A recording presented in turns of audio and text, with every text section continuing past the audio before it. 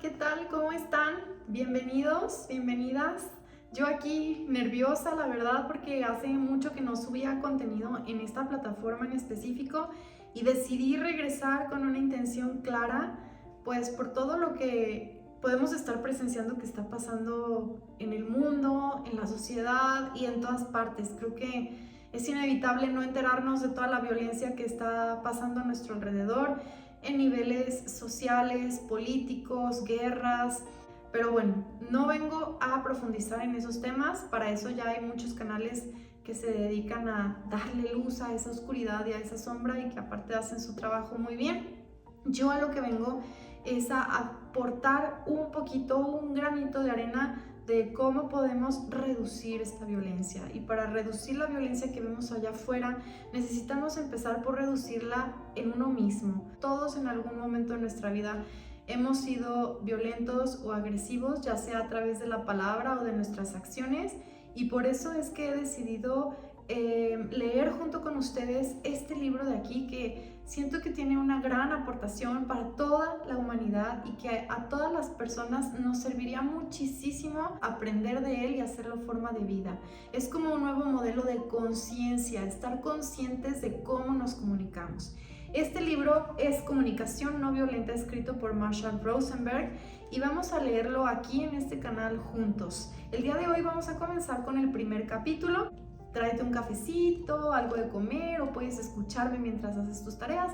No tienes que verme realmente, de hecho voy a poner alguna imagen mientras leo el libro. Vamos a comenzar con esta joya, este gran legado y este regalo que nos dejó Marshall Rosenberg. Sin más preámbulos, vamos a comenzar y voy a leer primero el prólogo. Este prólogo fue escrito por Deepak Chopra, fundador del Centro Chopra para el Bienestar y autor de más de 80 libros traducidos a más de 43 idiomas, incluidos 22 superventas del New York Times. Nadie merece más nuestra gratitud que el fallecido Marshall Rosenberg, quien vivió su vida tal y como lo enuncia en el título de su libro Speak Peace in a World of Conflict, hablar paz en un mundo de conflicto. Marshall estaba profundamente consciente del lema o advertencia contenido en el subtítulo del mismo libro: lo próximo que digas cambiará tu mundo. La realidad personal contiene siempre una historia, y esa historia que vivimos desde la infancia está basada en el lenguaje. Este se convirtió en el fundamento de su aproximación a la resolución de conflictos. Lograr que las personas intercambien palabras en una forma que excluya juicios, culpa y violencia. Los rostros retorcidos de manifestantes en las calles, que se convierten en imágenes perturbadoras del noticiero nocturno, son más que imágenes. Cada rostro, cada grito, cada gesto tiene una historia. Cada persona que se aferra a su historia con venganza porque ancla en esta su identidad. Así que cuando Marshall abogaba por una conversación de paz, abogaba al mismo tiempo por una nueva identidad. Él se dio cuenta plenamente de este hecho, tal y como afirma sobre la comunicación no violenta y sobre el rol del mediador en su tercera edición. Estamos tratando de vivir en un sistema de valores mientras pedimos que las cosas cambien. En su visión de un nuevo sistema de valores, los conflictos son resueltos sin las usuales concesiones frustrantes. Por el contrario, las partes rivales se acercan con respeto, se preguntan sobre las necesidades de un lado y otro, y en una atmósfera libre de pasiones y prejuicios, logran una conexión. Un nuevo sistema de valores parece lejano en un mundo plagado de guerra y de violencia, donde el pensamiento de nosotros contra ellos es la norma y donde los países pueden destruir todos los vínculos de una existencia civilizada para cometer atrocidades insufribles. En una conferencia para mediadores en Europa, una persona escéptica tildó la aproximación de Marshall de psicoterapia. El lenguaje popular no nos está pidiendo simplemente que olvidemos el pasado y seamos amigos, una posibilidad remota no solo en zonas destruidas por la guerra, sino en cualquier caso de divorcio. Los sistemas de valor existen dentro de cada cosmovisión. No son solo inescapables, sino que la gente está orgullosa de ellos. Existe una antigua tradición alrededor del mundo de al tiempo premiar y temer a los guerreros. Los junguianos dicen que el arquetipo de Marte, el volátil dios de la guerra, está inserto en el subconsciente de todas las personas, lo cual hace que el conflicto y la agresión sean inevitables, formas inherentes de vicio. Pero existe una visión alterna de la naturaleza humana, elocuentemente expresada en este libro y que debe ser considerada porque es nuestra única esperanza real. Según esta visión, no somos nuestras historias. Estas historias son ficciones autocreadas que permanecen a través del hábito, la coerción grupal, el condicionamiento antiguo, la falta de autoconciencia. Incluso las mejores historias colaboran con la violencia. Si quieres usar la fuerza para proteger a tu familia, resguardarte de un ataque, luchar contra la maldad, prevenir el crimen o involucrarte en una buena guerra, has sido absorbido por el canto de sirena de la violencia. Si decidiste desistir, hay una gran posibilidad de que la sociedad se vuelva en tu contra y te castigue. En pocas palabras, no es fácil encontrar una salida. En la India hay un antiguo modelo de vida no violenta conocido como ahimsa. Ahimsa se define usualmente como no violencia, aunque su significado abarca desde las protestas pacíficas de Mahatma Gandhi hasta la filosofía de reverencia por la vida de Albert Schweitzer. No hacer daño es el primer axioma de Ahimsa. Lo que me impresionó de Marshall Rosenberg, quien murió a los 80 años, solo 6 semanas antes de que yo escribiera esto, es que él comprendió ambos niveles de Ahimsa, la acción y la conciencia. Las acciones, entendidas como los principios de la comunicación no violenta, aparecen bien descritas en las páginas siguientes, por lo cual no las repetiré aquí. Estar en la conciencia ahimsa es mucho más poderoso y Marshall poseía esa cualidad. No tomaba partido en ningún conflicto, ni se enfocaba primariamente en las historias de un lado u otro. Reconociendo que todas las historias llevan al conflicto, abierta o encubiertamente, él se enfocaba en la conexión como puente psicológico. Esto corresponde a otro axioma de la ahimsa. No importa lo que hagas, la calidad de tu atención es lo que cuenta. En lo que concierne al sistema legal, un divorcio se concreta cuando las dos partes acuerdan cómo repartir sus bienes. Sin embargo, esto se aleja mucho del resultado emocional para las partes divorciadas. En palabras de Marshall, mucho se dijo que cambió su mundo. La agresión está incorporada en el sistema del ego, el cual se enfoca totalmente en el yo, mi, mío. Cuando surge un conflicto, la sociedad hace falsas promesas a los santos y a sus votos a servir a Dios en vez de a sí mismos. Pero existe una gran brecha entre los valores que proclamamos y los valores con los que en realidad vivimos. Ahimsa cierra esta brecha expandiendo la conciencia personal. La única forma de resolver toda violencia es renunciar a tu historia. Nadie puede iluminarse si tiene un interés personal en el mundo. Esto podría ser el tercer axioma de la ahimsa. Sin embargo, este parece ser una enseñanza tan radical como el sermón de la montaña de Jesús cuando promete que todos los mansos heredarán la tierra. En ambos casos, el punto no es cambiar tus acciones, sino cambiar tu conciencia. Para lograrlo deberás caminar del punto A al B, en donde A es una vida basada en demandas incesantes del ego y B es una conciencia desinteresada. Para ser honesto, nadie realmente desea una conciencia desinteresada, porque para empezar suena aterrador e imposible. ¿Cuál sería la recompensa de destronar el ego? Al cual solo le importan las recompensas, y una vez que el ego se ha ido, ¿vas a estar sentado pasivamente todo el día como un mueble espiritual? La respuesta habita en esos momentos cuando el yo personal se desvanece natural y espontáneamente. Esto ocurre en momentos de meditación o simple y profunda satisfacción. La conciencia desinteresada es el estado natural que habitamos cuando estamos en la naturaleza o cuando el arte o la música nos inspira un sentido de asombro. La única diferencia entre esos momentos a los cuales podemos añadir todas aquellas experiencias de creatividad, amor y juego y ahimsa es que esos momentos fluctúan, mientras que ahimsa es un estado estable. Esto revela que las historias y los egos son alimentados por ilusiones, por modelos autocreados para la supervivencia y el egoísmo. La recompensa de la ahimsa no es mejorar la ilusión, que es lo que el ego trata de hacer acumulando más dinero, posesiones y poder. La recompensa es que puedas ser realmente quien eres.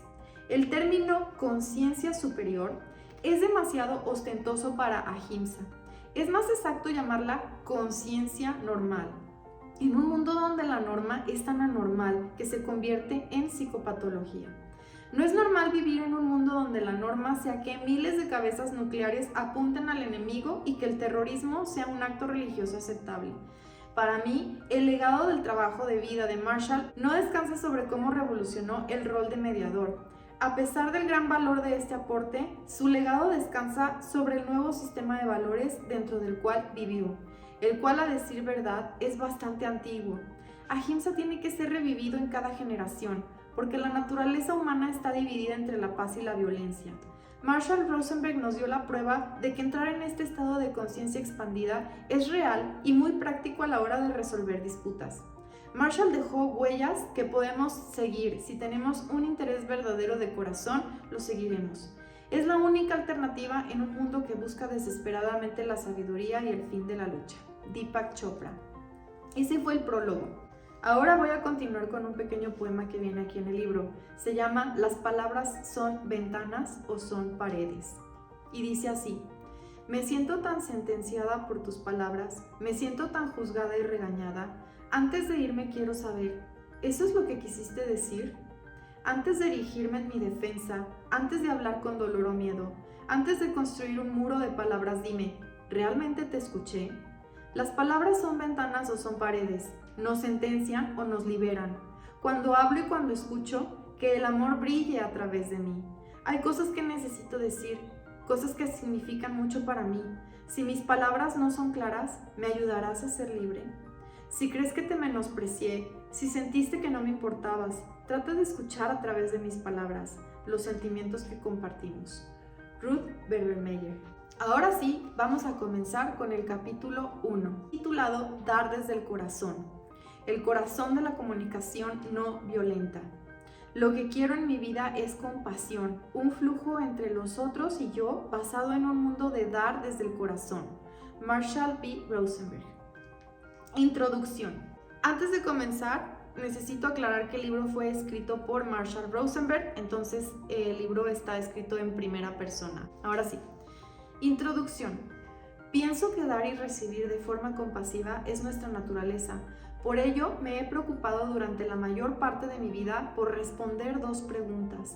¿Qué nos desconecta de nuestra naturaleza compasiva, llevándonos a comportarnos de forma violenta y explotadora? ¿Y qué le permite a algunas personas seguir conectadas a su naturaleza compasiva incluso durante las más difíciles circunstancias? Mi preocupación por estas preguntas empezó en mi infancia, durante el verano de 1943, cuando nuestra familia se mudó a Detroit, Michigan. A la segunda semana de nuestra llegada, estalló una guerra a raíz de un incidente en un parque público. Más de 40 personas fueron asesinadas en los días siguientes. Nuestro vecindario estaba situado en el epicentro de la violencia y pasamos 3 días encerrados en casa. Cuando pararon los disturbios y reiniciaron las clases, descubrí que un nombre podía ser tan peligroso como un color de piel. Cuando el profesor pasó la lista y mencionó mi nombre, 2 chicos me lanzaron una mirada fulminante susurrando: ¿eres un kaik? Nunca había escuchado esa palabra antes y no sabía que algunas personas la usaban de forma despectiva para referirse a los judíos. Al terminar las clases, esos 2 chicos me estaban esperando fuera de la escuela. Me lanzaron al piso, me patearon y me golpearon. Desde ese verano de 1943 he estado examinando las 2 preguntas que mencioné anteriormente. ¿Qué nos empodera? Por ejemplo, para permanecer conectados a nuestra naturaleza compasiva, incluso durante las peores circunstancias. Estoy pensando en personas como Etty Hillsum, quien permaneció compasiva aún sujeta a las grotescas condiciones de un campo de concentración alemán, tal como escribió en su diario por aquella época. No me asusto con facilidad, no porque sea valiente, sino porque sé que estoy lidiando con seres humanos y que debo hacer mi mejor esfuerzo por entender lo que cualquier persona haga. Y esa fue la verdadera revelación de esta mañana. No que un joven malgeniado oficial Gestapo me haya gritado, sino que yo no haya sentido indignación, sino más bien una compasión real y que haya querido preguntarle: ¿tuviste una infancia muy infeliz? ¿Te decepcionó tu novia? Sí, se veía atormentado, deprimido y frágil. Hubiese querido empezar a hablarle en ese mismo instante y lugar, porque sé que jóvenes en un estado así de lamentable son peligrosos tan pronto quedan sueltos en la sociedad. Etty Hillesum, 1941 a 1943. Mientras estudiaba los factores que afectan nuestra habilidad para permanecer compasivos, me sorprendió el rol crucial del lenguaje y las palabras. Desde ese momento he identificado un enfoque específico a la comunicación, tanto hablar como escuchar, que nos lleva a dar desde el corazón, conectándonos con nosotros mismos y con los demás, de manera que florezca nuestra compasión natural.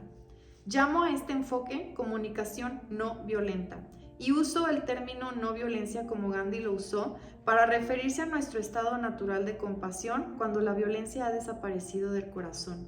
Aunque no consideremos violenta nuestra forma de hablar, nuestras palabras a menudo conllevan al dolor, ya sea para nosotros o para otros. En algunas comunidades, el proceso que describo se conoce como comunicación compasiva y utilizo la abreviación CNV a lo largo de este libro para referirme a la comunicación no violenta o compasiva.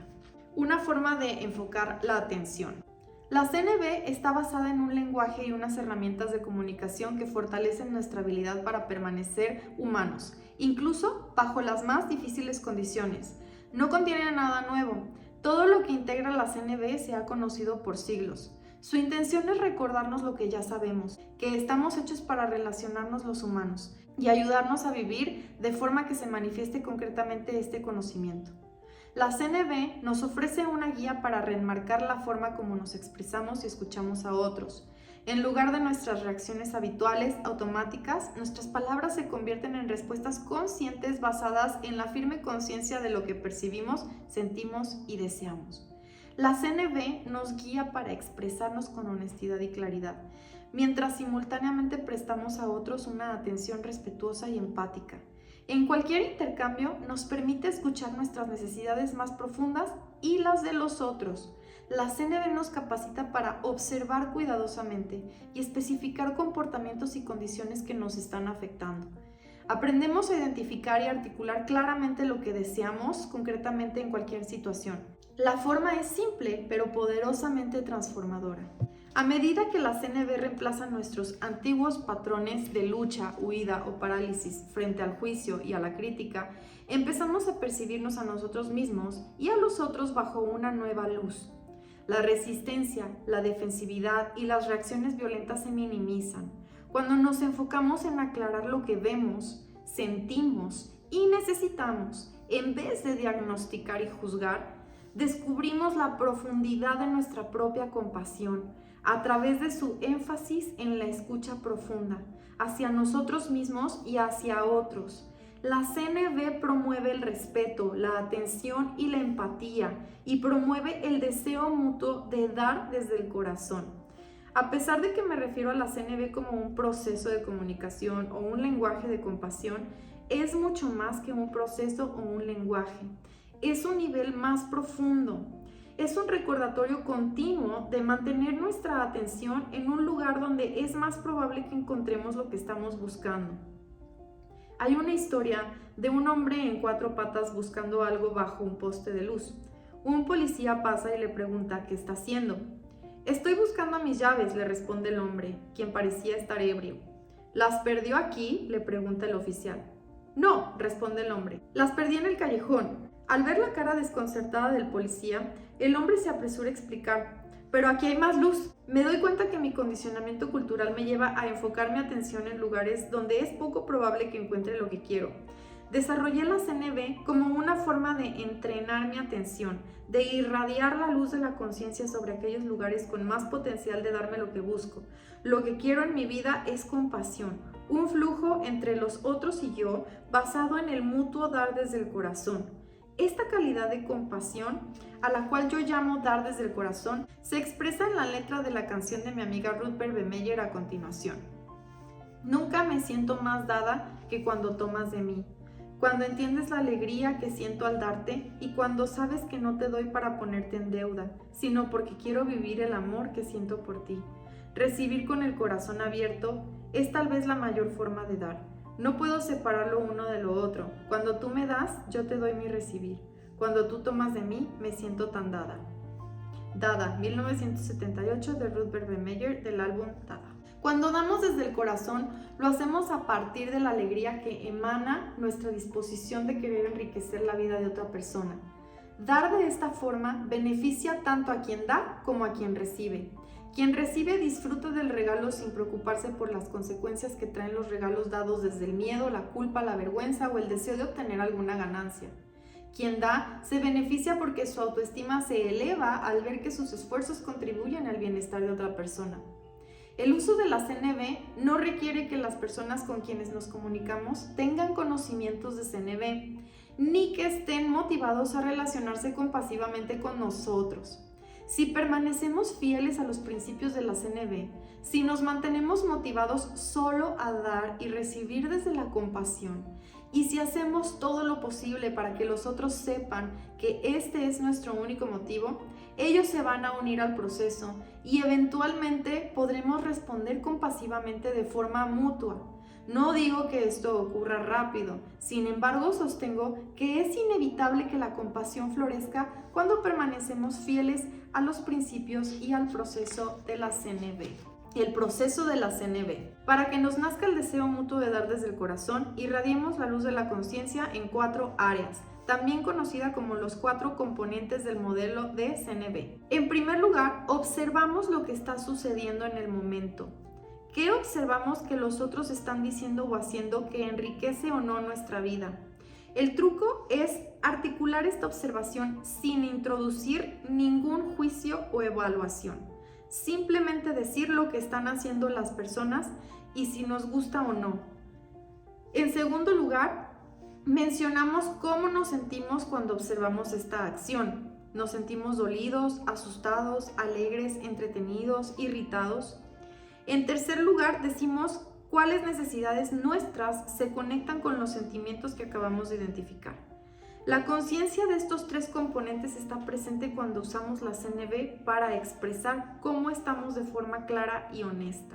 Aquí quiero hacer una pausa en estos pasos porque los explica de forma muy rápida y cuando hacemos una observación sin emitir ningún juicio, podríamos verlo como si fuéramos una cámara de video y nada más estamos describiendo lo que vemos, sin que intervengan nuestros juicios o nuestras opiniones, simplemente como una cámara de video. Después de hacer esta observación, entonces hacemos esa introspección de ver cómo nos sentimos con lo que estamos observando y después de identificar lo que sentimos con lo que estamos observando, podemos detectar cuál es la necesidad detrás de esas emociones o sentimientos que están surgiendo en nosotros por lo que estamos percibiendo o observando.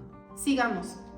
Por ejemplo, una madre puede expresarle estos 3 componentes a su hijo adolescente diciendo: Félix, cuando veo 2 bolas de medias sucias debajo de la mesa y otras 3 al lado del televisor, me siento irritada porque necesito más orden en la sala que compartimos.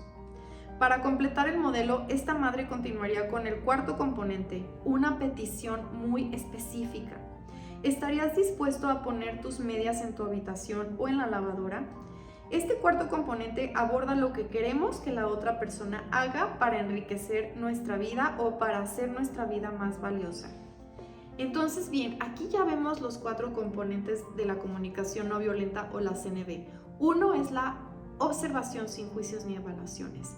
2 es identificar cómo eso nos hace sentir, nuestras emociones y nuestros sentimientos a partir de lo que estamos viendo.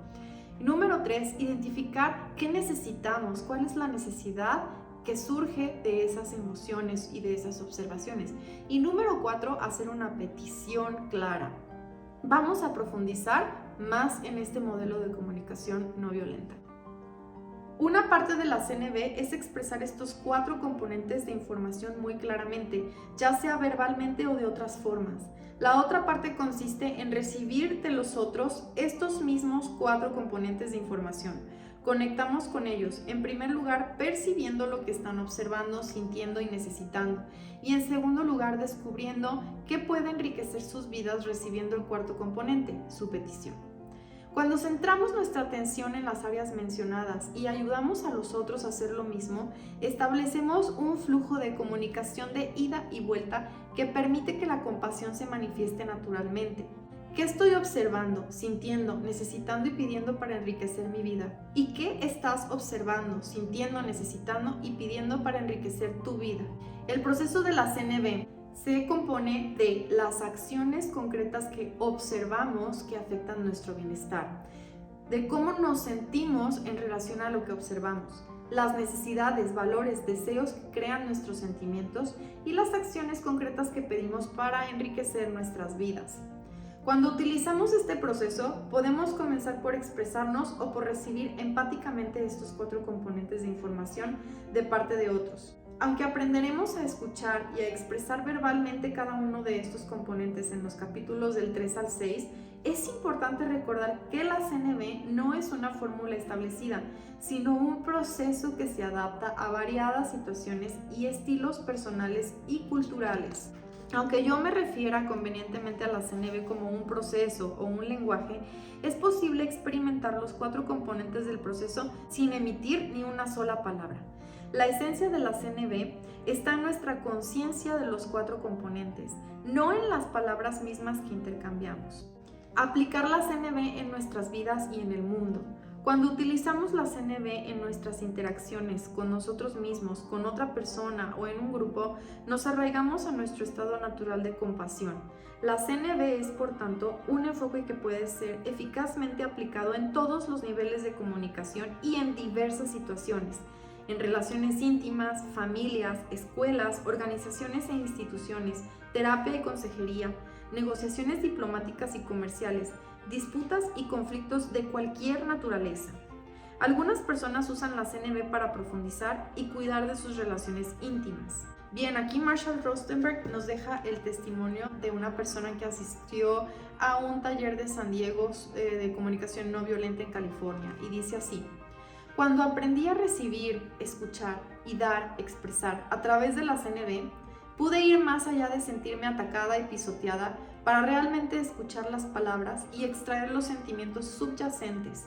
Descubrí a un hombre muy dolido con el cual había estado casada por 28 años.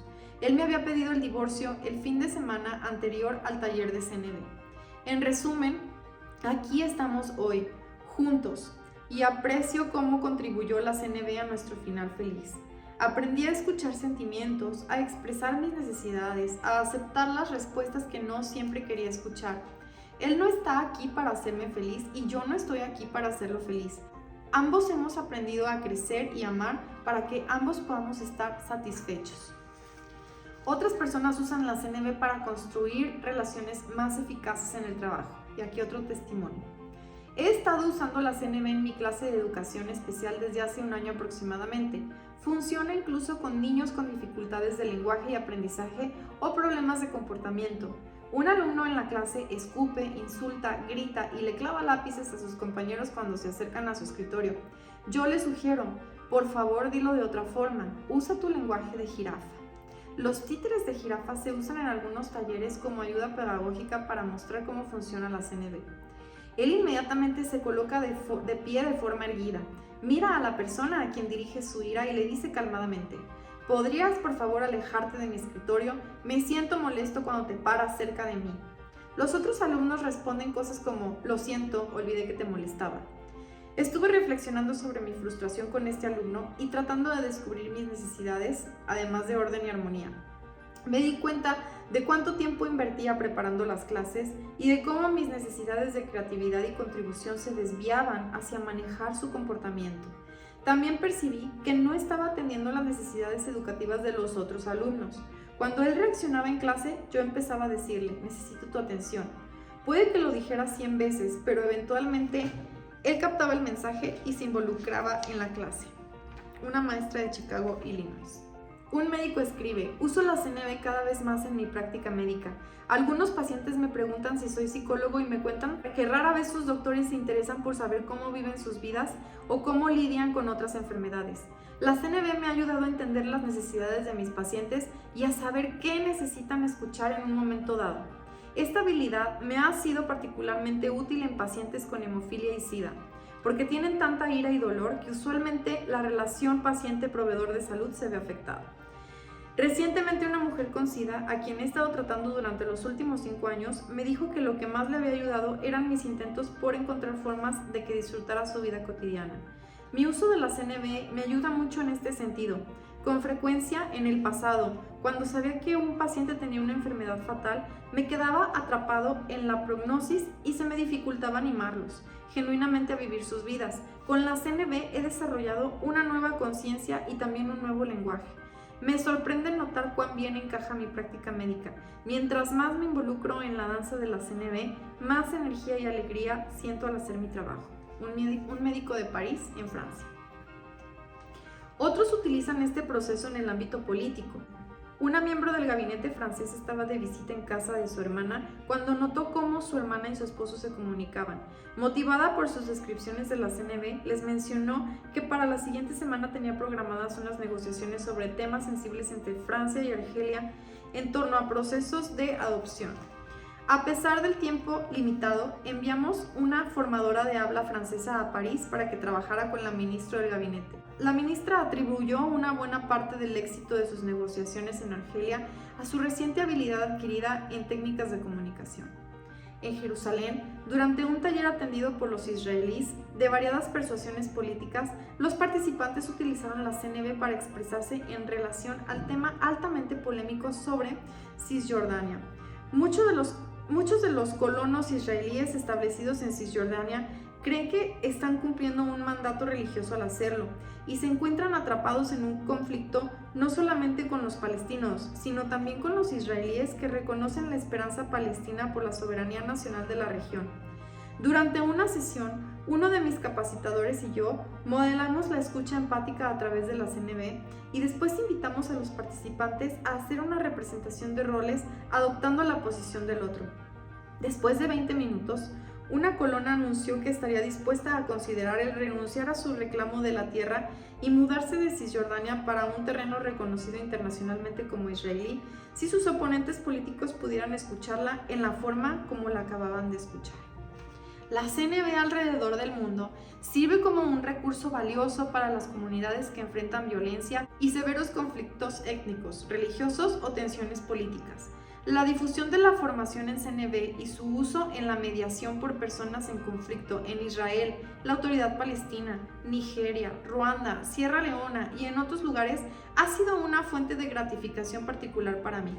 Una vez fui con mis colaboradores a Belgrado para 3 días intensos de formación con ciudadanos trabajadores de paz.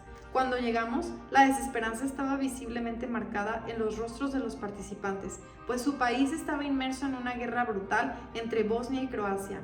A medida que progresó la formación, empezamos a escuchar la risa en sus voces y empezaron a compartir su profunda gratitud y alegría por haber encontrado el empoderamiento que estaban buscando. Durante las próximas 2 semanas de formaciones en Croacia, Israel y Palestina, nuevamente vimos a ciudadanos desesperados en países destruidos por la guerra recuperar el ánimo y la confianza gracias a la formación de CNV que recibieron. Me siento bendecido por haber viajado alrededor del mundo enseñando un proceso de comunicación que da poder y alegría a las personas. Ahora con este libro me siento complacido y emocionado de poder compartir la riqueza de la comunicación no violenta contigo.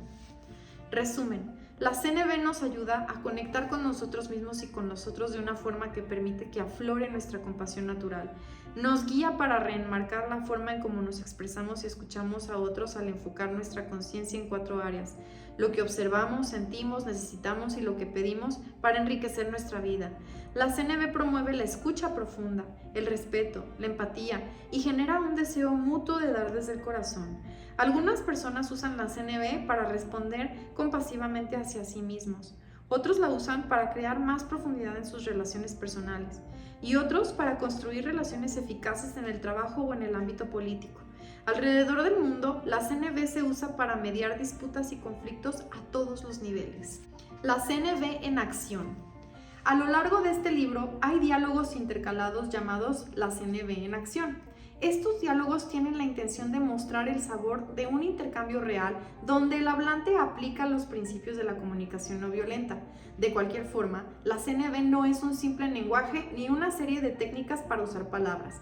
La conciencia y la intención que la CNV abraza puede ser expresada a través del silencio, de una cualidad de presencia, así como de expresiones faciales o corporales. Los diálogos de la CNB en acción que leerás en este libro son versiones destiladas y abreviadas de intercambios de la vida real. Aunque no sea aparente en estas versiones condensadas por escrito, estos diálogos incluyeron momentos de empatía silenciosa, historias, humor, gestos y demás que contribuyeron a un fluir natural de la conexión entre las dos partes. Homicida, asesino, mata niños.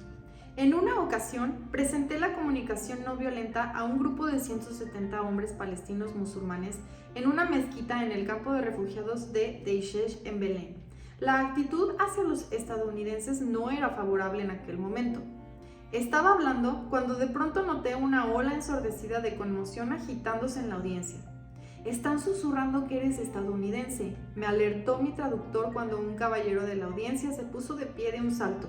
Mirándome de frente, empezó a gritar a todo pulmón: «¡Asesino!».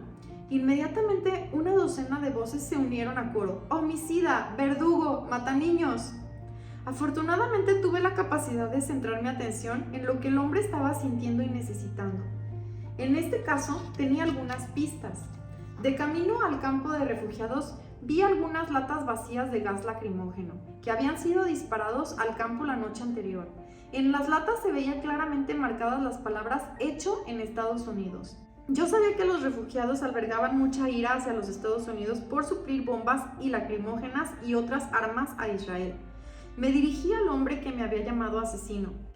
Marshall Rosenberg. ¿Está molesto porque le gustaría que mi gobierno utilizara sus recursos de otra forma? No estaba seguro que mi suposición fuera correcta. Lo que sí era crítico era mi esfuerzo sincero por conectar con su sentimiento y necesidad. Hombre, maldita sea, estoy molesto. ¿Crees que necesitamos bombas lacrimógenas? Necesitamos alcantarillas, no sus malditas bombas lacrimógenas. Necesitamos viviendas, necesitamos tener nuestro propio país.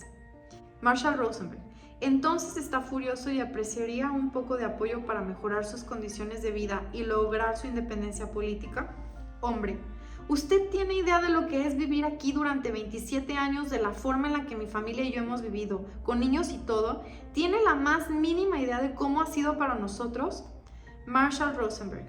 Suena desesperado y se pregunta si yo o cualquier otra persona puede realmente entender lo que es vivir en estas condiciones. ¿Lo estoy escuchando correctamente? Hombre, ¿quiere entenderme? Cuénteme. ¿Usted tiene hijos? ¿Ellos van a la escuela? ¿Tienen parques infantiles? Mi hijo está enfermo. Juega en una cloaca abierta. Su salón de clases no tiene libros. ¿Alguna vez ha visto una escuela sin libros? Marshall Rosenberg. Escucho cuán doloroso es para usted criar a sus hijos en este lugar. A usted le gustaría que yo entienda que usted quiere lo que todo padre quiere para sus hijos: una buena educación, oportunidades para jugar y crecer en un ambiente sano. Hombre, exacto, lo básico, derechos humanos. ¿No es así como ustedes los estadounidenses lo llaman? ¿Por qué no vienen más de ustedes aquí y ven qué tipo de derechos humanos están trayendo? Marshall Rosenberg. ¿Le gustaría que más estadounidenses fueran conscientes de la inmensidad del sufrimiento que hay aquí y que vieran más profundamente las consecuencias de nuestras acciones políticas? Nuestro diálogo continuó, él expresando su dolor por casi 20 minutos más y yo escuchando los sentimientos y necesidades detrás de cada afirmación. No estuve de acuerdo ni en contra, solo recibí sus palabras, no como ataques, sino como regalos de otro ser humano dispuesto a compartir su alma y sus vulnerabilidades conmigo. Una vez que el Señor se sintió comprendido, pudo escuchar el propósito de mi visita al campo. Una hora después, el mismo hombre que me había llamado asesino me estaba invitando a su casa para la cena de Ramadán. Bien, con esto terminamos el primer capítulo. Este es un libro muy extenso en donde dan muchos ejemplos prácticos de conversaciones reales, así como ejercicios y estrategias para que podamos implementar la comunicación no violenta en nuestra vida. Entonces, por hoy terminamos aquí para que el video no se haga muy largo y posteriormente le seguimos con el segundo capítulo en donde vamos a profundizar en esta técnica para poder aprender a comunicarnos desde la no violencia, a poder comunicarnos sobre todo desde el corazón, desde la empatía, desde la compasión, tratando de escuchar no tanto las quejas, los reclamos o los insultos que vienen de otras personas, sino la necesidad que hay detrás de. Espero que les esté gustando esto y nos vemos en en la continuación de la lectura de este maravilloso libro. Que tengan una bonita semana.